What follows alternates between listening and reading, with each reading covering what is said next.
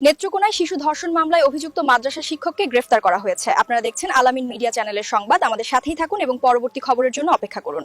নেত্রকোনায় মদনে ধর্ষণে ১১ বছরের শিশু অন্তঃসত্ত্বায় ঘটনায় অভিযুক্ত সে মাদ্রাসা শিক্ষক আমানুল্লাহ সাগরকে আটক করেছে র্যাপিড অ্যাকশন ব্যাটালিয়ন র্যাব। বুধবার ৬ মে সকালে এই তথ্য নিশ্চিত করেছেন মদন থানার ভারপ্রাপ্ত কর্মকর্তা ওসি মোহাম্মদ তরিকুল ইসলাম।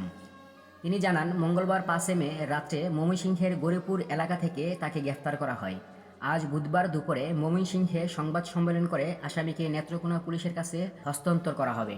এর আগে গত বৃহস্পতিবার ৩০ এপ্রিল সন্ধ্যায় মদন থানায় ভুক্তভোগী মা আমানুল্লাহ সাগরকে অভিযুক্ত করে অভিযোগটি দায়ের করেন। অভিযুক্ত শিক্ষক আমানুল্লাহ সাগর উপজেলার কাইটাইল ইউনিয়ন পাঁচহার বড়বাড়ি গ্রামের মৃত শামসুদ্দিন মিয়ার ছেলে। মামলা এজাহার ও স্থানীয় সূত্রে জানা গেছে, শিক্ষক আমানুল্লাহ সাগর মদন উপজেলার পাঁচহার গ্রামের ২০২২ সালে হজরত ফাতেমা তুজহুরা মহিলা কর্মী মাদ্রাসা প্রতিষ্ঠা করেন। এই মাদ্রাসাতে তার স্ত্রী ও প্রধান শিক্ষিকা হিসেবে কর্মরত আছেন। ভুক্তভোগী ওই একই এলাকার বাসিন্দা। মেয়েটি মাকে ছেড়ে গেছে তার বাবা। জীবিকার তাগিদে শিশুটির মা সিলেট পরিচারিকার কাজ করেন। ভুক্তভোগী শিশুটি তার নানির কাছ থেকে ওই মাদ্রাসায় লেখাপড়া করত। অভিযোগ রয়েছে ২০২৫ সালের নভেম্বর মাসে শিক্ষক আমানুল্লাহ সাগর ওই মেয়েটিকে ধর্ষণ করেন। এই ঘটনা কাউকে জানালে প্রাণনাশের ভয় দেখান ওই মাদ্রাসার শিক্ষক। পরবর্তীতে এপ্রিল মাসের ১৮ তারিখ ওই শিক্ষক ছুটিতে যাওয়ার পর আর মাদ্রাসায় আসেননি বলে জানিয়েছেন।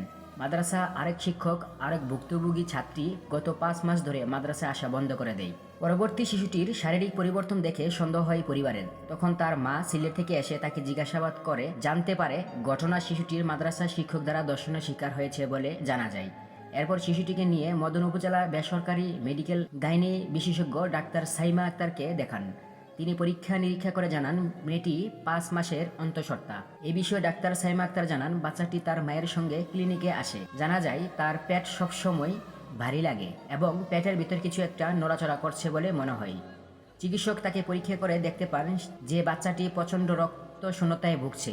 তার শরীরে রক্ত নেই বলেই চলে। আজ আমরা এখানেই শেষ করছি। আমাদের সাথে থাকার জন্য আপনাদের সবাইকে অনেক অনেক ধন্যবাদ। আশা করি আপনারা সবাই ভালো থাকবেন এবং সুস্থ থাকবেন। আমাদের পরবর্তী ভিডিওতে আবার দেখা হবে। খোদা হাফেজ।